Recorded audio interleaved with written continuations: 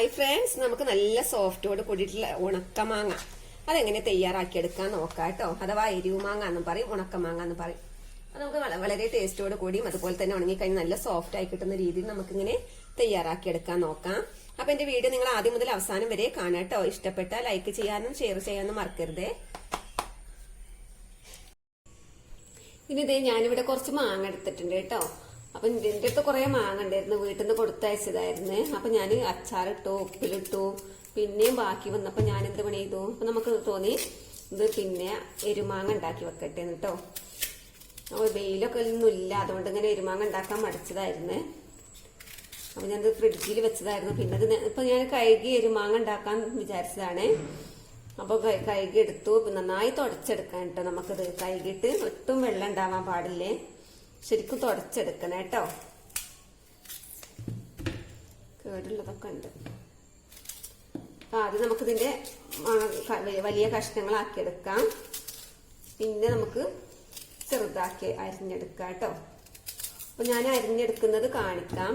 അത് നമ്മളിതൊരു അപ്പപ്പൊളി എടുത്തില്ലേ, ഇനി നമുക്ക് ഈ രൂപത്തിൽ ഇങ്ങനെ എത്രയും വലിപ്പത്തിൽ ഇങ്ങനെ അരിഞ്ഞെടുത്താൽ മതി കേട്ടോ.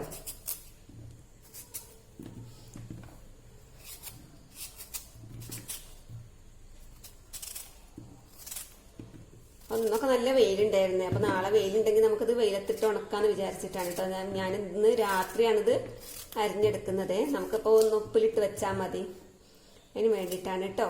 തലേന്ന് രാത്രി നമ്മൾ ഉപ്പിലിട്ടൊന്ന് അരിഞ്ഞിട്ട് ഉപ്പിലിട്ട് വെച്ചാൽ പിറ്റേന്ന് വെയിലുണ്ടെങ്കിൽ നമുക്കത് ഉണക്കിയെടുക്കാൻ പറ്റും. അങ്ങനെ 5-6 ദിവസത്തെ വെയിലൊക്കെ വേണ്ടി വരും കേട്ടോ. ആ വെയിലില്ലാത്ത ദിവസം നമുക്ക് ഫ്രിഡ്ജിൽ വെച്ചാൽ മതി എടുത്തിട്ട്. ആ വെയിലുള്ള സമയത്ത് നമുക്ക് വെയിലത്ത് കൊണ്ടുപോയി വെച്ചാലും മതി കേട്ടോ. കേട് വരുമൊന്നുമില്ല. നമ്മളിങ്ങനെ ഉണക്കി വെച്ചാൽ ഒരുപാട് കാലം നമുക്ക് സൂക്ഷിച്ച് വെക്കാൻ പറ്റും കേട്ടോ. എൻ്റെ അടുത്ത് കുറച്ചുണ്ട് ഉണക്കി വെച്ചത്. ഇത് നമുക്ക് ഉണക്കി വെച്ചാൽ വെറുതെ കഴിക്കാനും തോന്നും. അപ്പൊ നമുക്കിങ്ങനെ മുഴുവനും പിന്നെ അരിഞ്ഞെടുക്കാം കേട്ടോ. ഇപ്പൊ ഇതേ നമ്മുടെ മാങ്ങക്കും നമ്മൾ മുഴുവനും അരിഞ്ഞെടുത്തിട്ടുണ്ട്. അപ്പൊ നമ്മൾ മാങ്ങ എടുക്കുമ്പോൾ നന്നായി മൂത്ത മാങ്ങ നോക്കിയെടുക്കാൻ ശ്രദ്ധിക്കുക കേട്ടോ. അതായിരിക്കും ഒന്നും കൂടി നല്ലത്.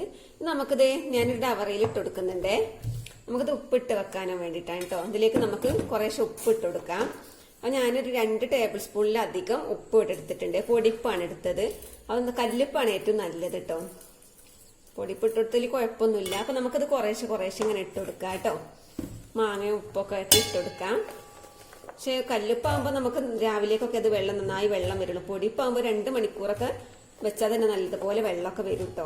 ഞാനേതായാലും ഇത് തലേന്ന് രാത്രിയാണ് ഇട്ട് വെക്കുന്നത്. നമുക്ക് നാളെ രാവിലെ ഇത് വെയിലത്ത് വെക്കാൻ വേണ്ടിയിട്ട് കേട്ടോ. നമുക്ക് ഉപ്പിട്ട് കൊടുക്കാം. ഈ 2 ടേബിൾ സ്പൂണിന് മുഴുവിടാൻ തോന്നണില്ല കേട്ടോ. അപ്പൊ നമ്മള് ഉപ്പൊക്കെ നമ്മൾ ഓരോ മനോധർമ്മം അനുസരിച്ച് നമ്മൾ ഇട്ട് കൊടുക്കേണ്ടത് കേട്ടോ.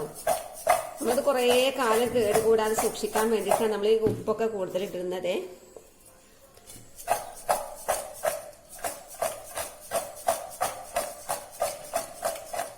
നമ്മൾ ശരിക്കും ഇങ്ങനെ കുലുക്കി കൊടുക്കാം കേട്ടോ. അപ്പൊ എല്ലാ ഭാഗത്തേക്കും ഉപ്പായിക്കോളെ.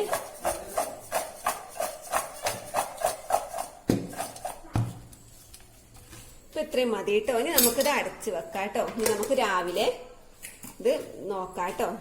ബാക്കി കാര്യങ്ങളൊക്കെ നമുക്ക് രാവിലെ ചെയ്യാം. അപ്പൊ ഇങ്ങനെ കിടക്കട്ടെ കേട്ടോ. അപ്പൊ നമ്മൾ ഇന്നലെ രാത്രി അരിഞ്ഞു വെച്ച മാങ്ങയാണ്, ഉപ്പിലിട്ട് വെച്ച മാങ്ങയിട്ടത്. അപ്പൊ ഞാൻ രാവിലെ എണീറ്റപ്പോ ഒന്ന് ഇളക്കി കൊടുത്തിരുന്നു കേട്ടോ. അപ്പൊ ഇതിൽ ധാരാളം വെള്ളമൊക്കെ ഇറങ്ങിയിട്ടുണ്ട് കണ്ടോ. ശരിക്കും വെള്ളമൊക്കെ ഇറങ്ങിയിട്ടുണ്ട്. ഇനി നമുക്കിത് റെഡിയാക്കി എടുക്കുന്നത് എങ്ങനെ നോക്കാം കേട്ടോ. നമുക്കിന്ന് നല്ല വെയിലൊക്കെ കാണാനുണ്ട്, അപ്പൊ വെയിലത്ത് വെക്കണം. ശരിക്കും വെള്ളമൊക്കെ ഇറങ്ങി വന്നിട്ടുണ്ട്. ഇനി നമുക്ക് അതിലേക്ക് കുറച്ച് പിന്നെ മസാലപ്പൊടികൾ ഉണ്ടാക്കിയെടുക്കണം.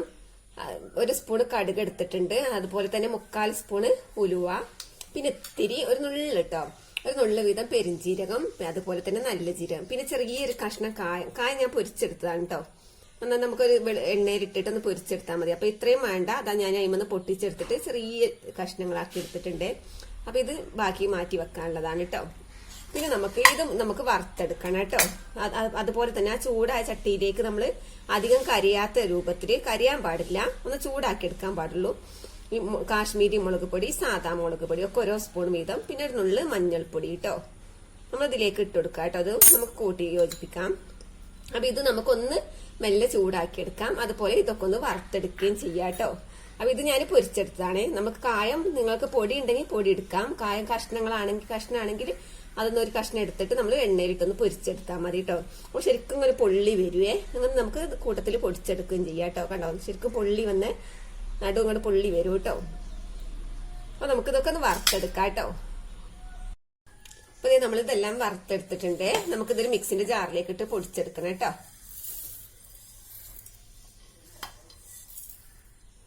പിന്നെ കായത്തിന്റെ കഷ്ണം ഇട്ട് കൊടുക്കാം, ചെറിയൊരു കഷ്ണം കായം മതി കേട്ടോ. പിന്നെ അതേ നമ്മൾ ആ ചൂടായ ചട്ടിയിൽ തന്നെ മുളക് പൊടി ഇട്ട് കൊടുത്തിട്ടുണ്ടായിരുന്നേ. ആ മുളക് പൊടി, മഞ്ഞൾപ്പൊടി ഇത് നമുക്ക് ഇതിലേക്ക് കൂട്ടത്തിലിട്ട് നമ്മൾ പൊടിച്ചെടുക്കാം കേട്ടോ. അപ്പൊ പൊടി ഇട്ട് കൊടുക്കുമ്പോൾ കരിയാൻ പാടില്ല കേട്ടോ. നല്ല ചൂടായ ചട്ടി ഇട്ട് ഇങ്ങോട്ട് ഇറക്കി വെക്കണേ. നമുക്കിതൊന്ന് പൊടിച്ചെടുക്കാം, ഒരു തരിപ്പായിട്ട് പൊടിച്ചെടുക്കണം കേട്ടോ. അപ്പൊ അതേ നമ്മളിത് പൊടിച്ചെടുത്തിട്ടുണ്ട്. ശരിക്കും പൗഡർ ആക്കണ്ട, ഒരു തരിപ്പായിട്ട് കണ്ടോ ഈ രൂപത്തിൽ കേട്ടോ. ഇനി നമ്മള് പിന്നെ ഇന്നലെ തയ്യാറാക്കി വെച്ച മാങ്ങ ഇത് ഇതിലേക്ക് ഒന്ന് ഇട്ട് കൊടുക്കാം കേട്ടോ.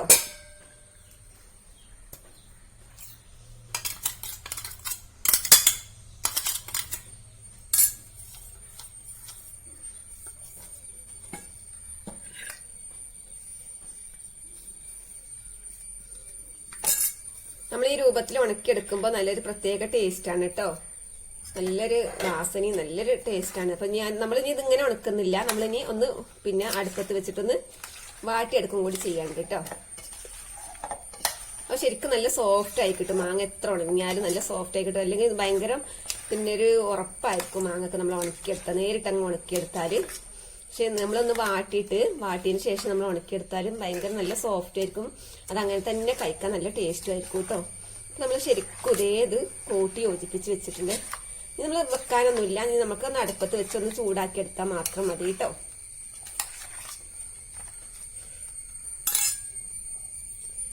ഉപ്പൊക്കെ പാകത്തിനാണോ നോക്കാം. നല്ല രസമുണ്ട് കേട്ടോ. ഇങ്ങനെ തന്നെ കഴിക്കാൻ നല്ല ടേസ്റ്റ് ഉണ്ട്. ഇതിങ്ങനെ തന്നെ എടുത്ത് കഴിച്ചു പോകും.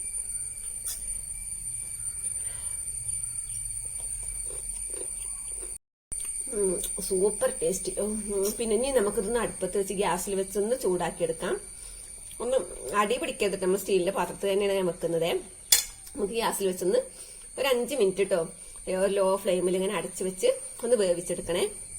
അപ്പൊ ഞാനിതേത് ഗ്യാസിൽ വെച്ചിട്ടുണ്ട്. അപ്പം പിന്നെ ലോ ഫ്ലെയിം ആക്കി കൊടുക്കുക. എന്നിട്ട് നമ്മൾ അടച്ചു വെക്കണം. അപ്പൊ ഈ വെള്ളം വറ്റുന്നത് വരെ കേട്ടോ, ഇതിലുള്ള വെള്ളമല്ലേ, കുറച്ച് വെള്ളം ഉണ്ട് കേട്ടോ. അപ്പൊ അതൊന്ന് വറ്റുന്നത് വരെ നമ്മള് ഒന്ന് അടുപ്പത്ത് വെച്ചാൽ മതി. പക്ഷേ ഹൈ ഫ്ലെയിമിൽ ഇടരുത്, അടിയിൽ പിന്നെ പറ്റിപ്പിടിക്കും, കരിഞ്ഞു പോവൊക്കെ ചെയ്യും കേട്ടോ. ആ മെല്ലെ സാവധാനം നമ്മൾ ഇടക്കൊന്ന് ഇളക്കി കൊടുക്കുക. ഒന്ന് വേവും വേണം, എന്നാലും അതിലുള്ള വെള്ളം ഒന്ന് വറ്റുകയും വേണം. വെള്ളമൊക്കെ പെട്ടെന്ന് വറ്റും കേട്ടോ. അപ്പൊ നമുക്ക് ഇങ്ങനെ അടിച്ചു വെച്ച് വെക്കാൻ ഇടക്ക് നോക്കണം കേട്ടോ.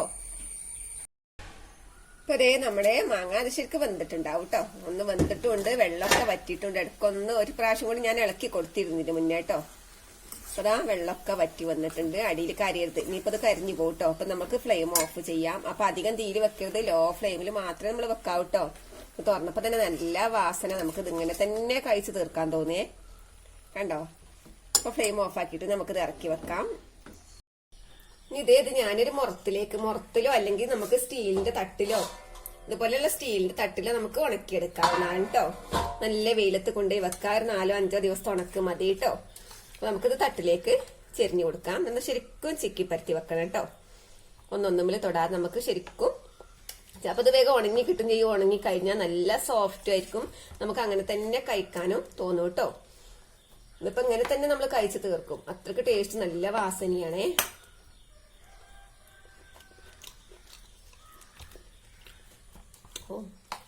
ഇത് ഞാൻ തന്നെ തീർക്കൂട്ടോ അങ്ങനെ എന്റെ മുന്നിൽ കുറെ നേരം വെച്ചാല്. അപ്പൊ നമുക്ക് വേഗത വെയിലത്ത് കൊണ്ടുപോയി വെക്കാട്ടോ. ഒന്ന് നല്ല വെയിലൊക്കെ ഉണ്ടേ. അപ്പൊ മഴക്കാലം തുടങ്ങിയിട്ടുണ്ടല്ലോ. അപ്പൊ വെയിലില്ലാത്ത ദിവസം നമുക്ക് എന്ത് പണി ചെയ്യാം, നമുക്ക് ഫ്രിഡ്ജിക്ക് അങ്ങ് എടുത്തേക്കാം കേട്ടോ. അപ്പൊ വെയിലുള്ള ദിവസം നമുക്ക് വെയിലത്തും വെക്കാം. അപ്പൊ ഞാനിവിടെ കുറെ ഉണക്കിയിരുന്നു കേട്ടോ, കുറെ അത് നല്ല വെയിലുള്ള സമയത്ത്. അപ്പൊ അത് പകുതിയിലത് മക്കളങ്ങനെ തിന്ന് തീർത്തു. ഈ സമയത്ത് ഇങ്ങനെ കണ്ടപ്പോഴും അതും തിന്നു. അപ്പൊ ഇപ്പൊ ഇവിടെ ഉണ്ട്, അത് ഞാൻ കാണിക്കാം കേട്ടോ. ഇതിപ്പോ എന്നാ ഉണങ്ങാനാ നമുക്ക് അറിയില്ലല്ലോ.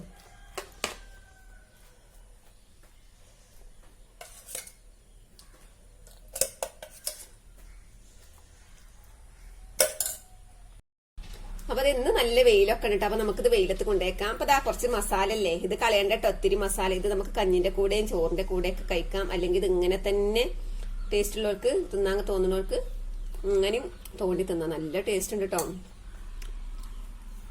അപ്പൊ നമുക്കിത് വെയിലത്ത് കൊണ്ടേക്കാം കേട്ടോ.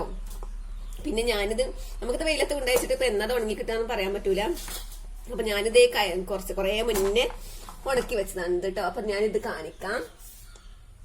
അപ്പൊ അത് നമുക്ക് ഉണക്കി കഴിഞ്ഞാല് ഈ രൂപത്തിലാവും. ഇത് നിറയെ ഇതിലധികം ഉണ്ടായിരുന്നു കേട്ടോ. അതൊക്കെ കഴിഞ്ഞതാണ്. ഇത് വെറുതെ അങ്ങനെ മക്കൾ തിന്ന് തീർത്താളും. അങ്ങനെ കഴിഞ്ഞതാട്ടോ. കറണ്ട് പോയി. അപ്പൊ ദേ ഇതുപോലെ കറണ്ട് വന്നു കേട്ടോ. അപ്പൊ അതുപോലെ ഇരിക്കും. അത് ഉണങ്ങി കഴിഞ്ഞാൽ നല്ല ടേസ്റ്റ്, നല്ല സോഫ്റ്റ് ആണ് കേട്ടോ.